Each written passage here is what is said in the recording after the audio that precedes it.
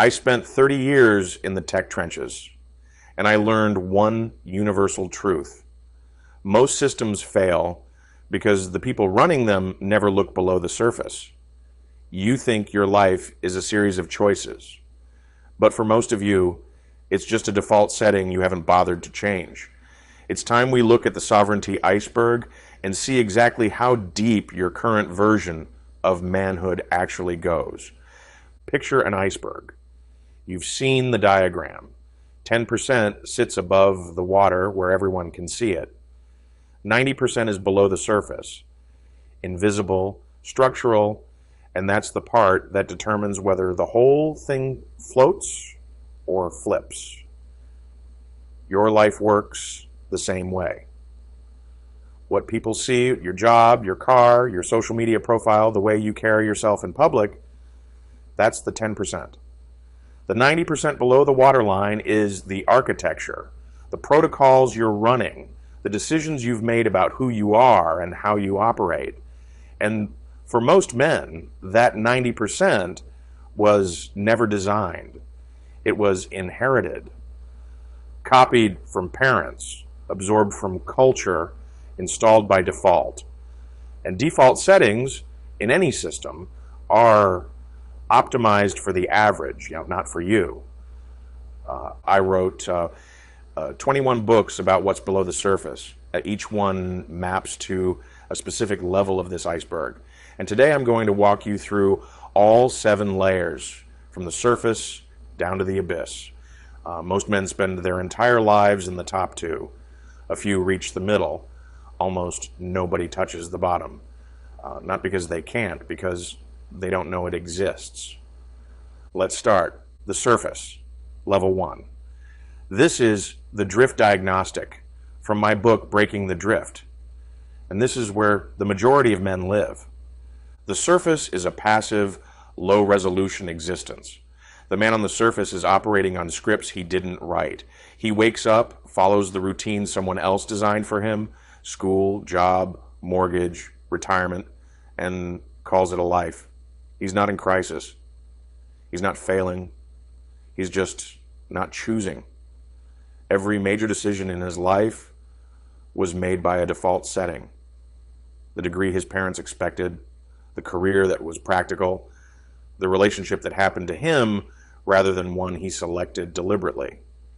His promises. Kept ratio is low, but he doesn't track it, so he doesn't notice. His confidence is based on external validation. The title, the salary, the approval of people he didn't vet, rather than on evidence he generated himself. The surface man isn't dumb. He's often smart, capable, even accomplished by conventional measures. But he's never examined the code he's running. He's never asked, did I choose this or did I inherit it? And until he asks that question, he can't go deeper. He doesn't even know there's a deeper to go. Most men stop here. They live and die on the surface, not because the depths are inaccessible, but because the surface is comfortable. It's warm. The water's calm. And nobody around them is suggesting there's something underneath worth looking at. Level 2, the Competence Audit from my book, Competence Cure. This is where the iceberg starts going below the waterline. Level 2 begins with a reclassification. The man at this level has started asking why he feels anxious, stuck, or chronically uncertain. And the answer he finds isn't what the culture told him to expect. The culture says anxiety is a mental health condition. Level 2 says anxiety is a technical mastery deficit. You're not anxious because your brain is broken. You're anxious because you don't actually know how to do the thing you're pretending to be confident about. Your system is throwing an accurate error message. Skill insufficient. And you've been interpreting that error as a personality flaw instead of a training gap. The man at level 2 stops processing his feelings and starts building a competence stack. Physical capability plus craftsmanship. He identifies the specific skills he's missing and begins the slow, unglamorous work of acquiring them, not consuming content about them, acquiring them through repetition, through failure, through the direct feedback loop of doing real work and getting real results. His confidence starts shifting from external validation to internal evidence.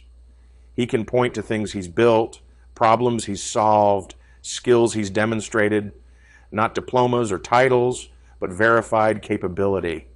That's the beginning of evidence-based confidence.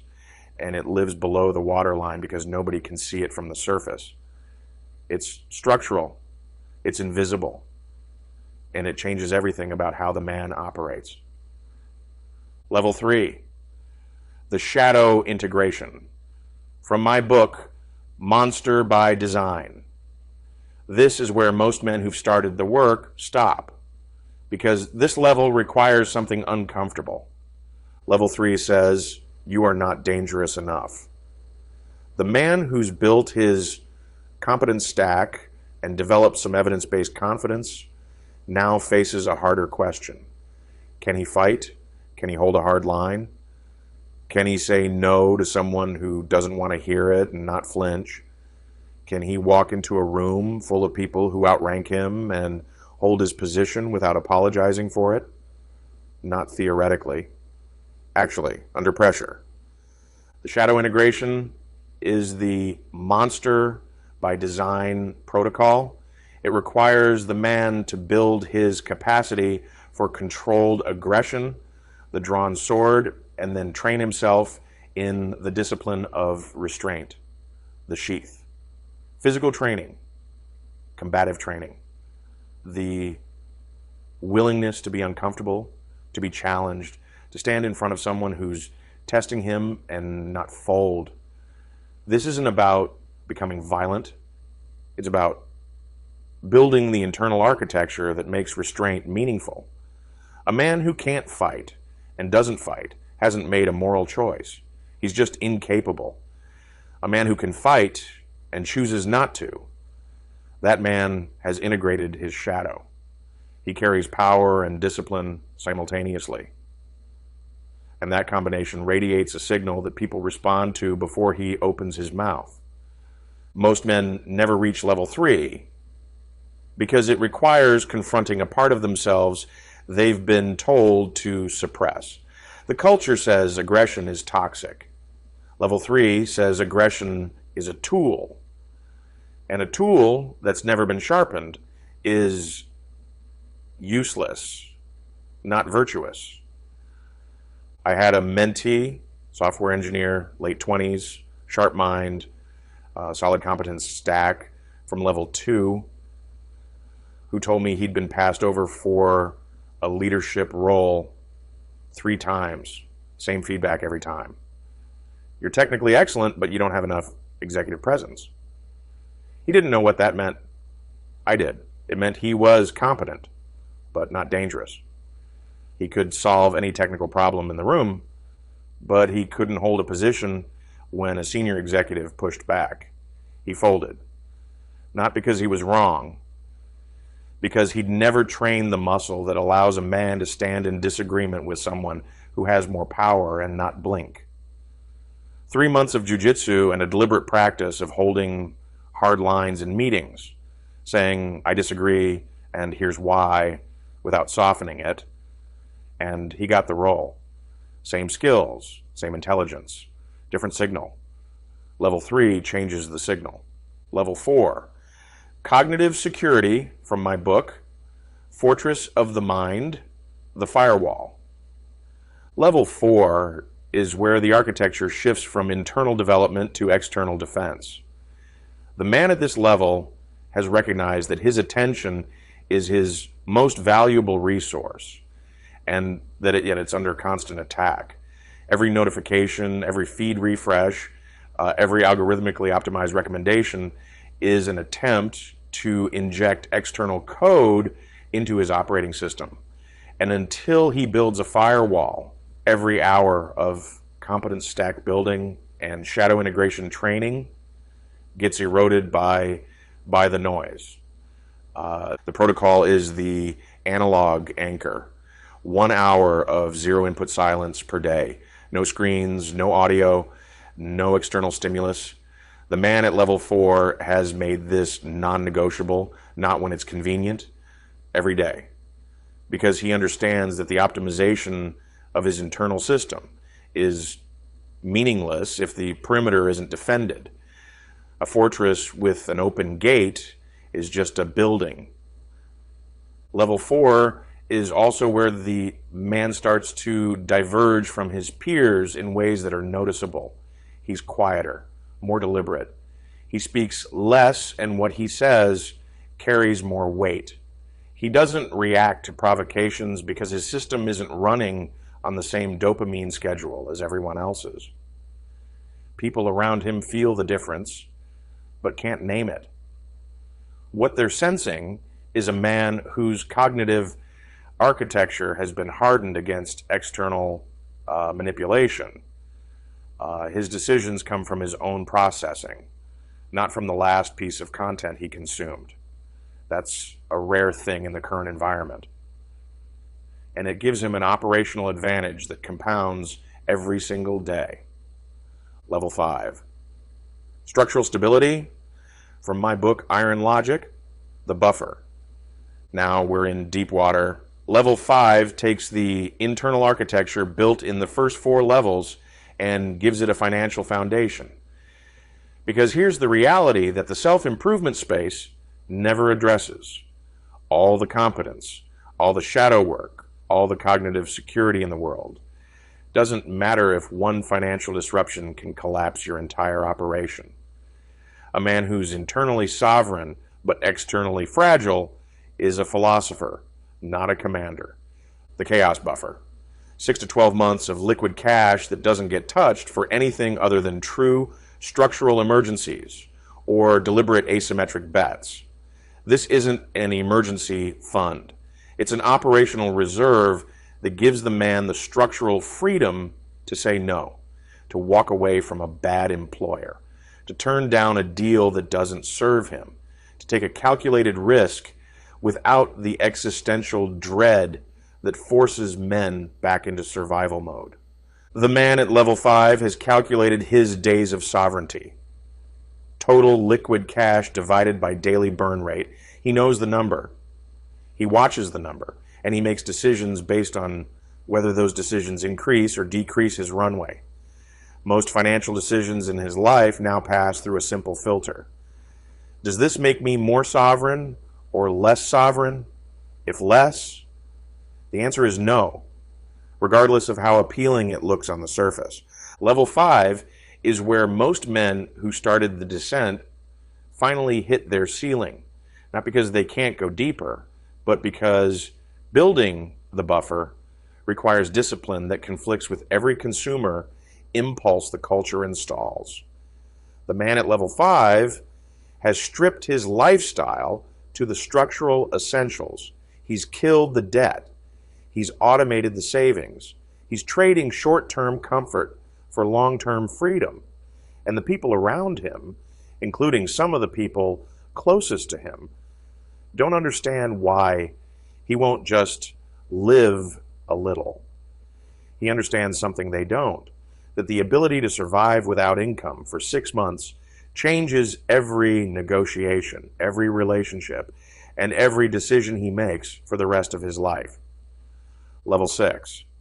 Synthetic departments, from my book, The Architect. Level 6 is where the man stops being the operator of his own system and starts being the architect. He spent the first 5 levels building himself. Level 6 is about building an operation that runs without his direct involvement in every task. Synthetic departments use AI to create a one-person empire with defined roles, standing instructions, and feedback loops. Intelligence, operations, narrative. 3 departments that handle research, execution, and communication, while the man focuses exclusively on decision-making and strategy.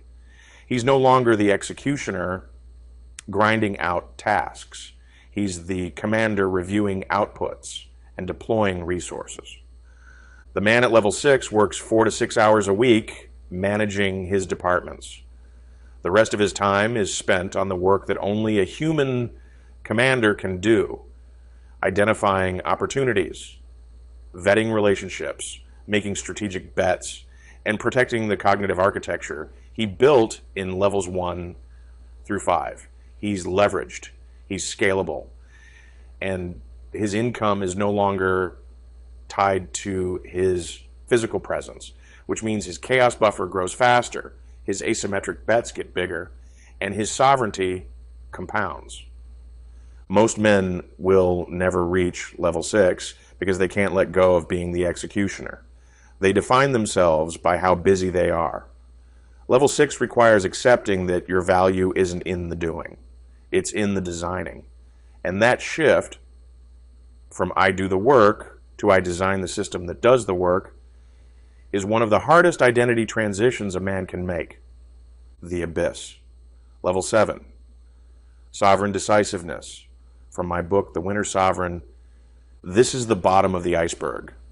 The level almost no one reaches. And I need to be precise about what this level means, because it's not what you think. Sovereign decisiveness is not confidence. Confidence is a byproduct, it's not courage. Courage is a component. Sovereign decisiveness is the capacity to make binding, consequential decisions based on the math, on the evidence, the analysis, the risk assessment, without seeking consensus, without asking permission, and without waiting for validation from any external source. The man at level 7 has built his competence stack, integrated his shadow, hardened his firewall, funded his buffer, and architected his operation. He has all the data. He has the processing power. And when the moment arrives, the decision that will define the next decade of his life, he doesn't call a meeting. He doesn't poll his friends. He doesn't wait for the market to confirm what he already knows. He acts decisively, independently, with full ownership of the outcome, whether it succeeds or fails. This is the level where the fourth turning demands men operate. The institutions that used to make decisions for you, the company, the government, the cultural consensus, are in various stages of collapse.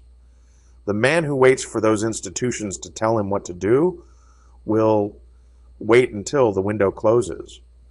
The man at level 7 saw the window, calculated the risk, confirmed it was survivable, and moved before the committee convened, before the consensus formed, before permission was granted. Sovereign decisiveness isn't recklessness. It's the opposite. Every level of the iceberg below it is a prerequisite. You can't act decisively without competence. You can't act independently without controlled power. You can't act without interference if your firewall is down. You can't take risks if your buffer is empty. You can't focus on strategy if you're grinding tasks. Level 7 is only possible because levels 1 through 6 are solid. The abyss holds the weight of the entire structure above it, and the man who reaches it is the rarest thing in the modern world. A man who operates on his own authority, backed by his own evidence, accountable to his own standards. I've met maybe a dozen men in 30 years who operate at level 7. Not because the math is impossible, because the emotional cost of independent action is higher than most men can bear. When you act without consensus, and you're right, nobody celebrates you. They resent you for not consulting them. When you act without consensus and you're wrong, nobody shares the blame. You carry it alone. Level 7 requires a man to accept total ownership of his outcomes, good and bad, with no credit sharing on the upside and no blame sharing on the downside. That's a weight that most men, even highly capable men, set down the first time it gets heavy. The sovereign picks it up every morning. That's the iceberg. 7 levels. Surface to abyss. Most men live and die in the top 2. A few push to 3 or 4. Almost nobody reaches the bottom, not because it's impossible, because nobody showed them the diagram. Nobody told them the deeper levels existed. Now you know. The question is, which level are you on right now? Not which level you want to be on. Which level you're actually on. Be honest. Because the distance between where you are and where you could be isn't measured in motivation. It's measured in protocols. Each level has a specific protocol. Each protocol has a specific output. And each output builds the foundation for the level below it. Find your level, start the protocol, and stop living on the surface. Here's how to run the diagnostic. If you don't track your commitments to yourself and your confidence depends on what other people think of you, you're on the surface. Level 1. If you've started building skills, but you still fold under pressure and avoid confrontation, you're at level 2. If you've trained your body and your capacity for controlled aggression, but you can't sit in silence for an hour without reaching for your phone, you're at level 3. If you've built the firewall, but your savings would last less than 3 months, you're at level 4. If your chaos buffer is solid, but you're still the executioner, grinding every task yourself, level 5. If you've built the departments, but you still seek consensus before making hard calls, level 6. And if you're operating independently on your own math, with full ownership of the outcomes, welcome to the abyss. There aren't many of us down here, but the view is clear. Each level has a book. Each book has the protocol. Stop trying to skip ahead. The iceberg doesn't work if the layers aren't stacked in order. A man with sovereign decisiveness but no chaos buffer is just reckless. A man with a chaos buffer but no shadow integration gets robbed. A man with shadow integration but no competence stack is just angry. The architecture matters. The sequence matters. Build from the surface down. If you like this content, please like and subscribe. It keeps the motor running, and if you'd like to learn more, check out my books on Amazon or click the links below.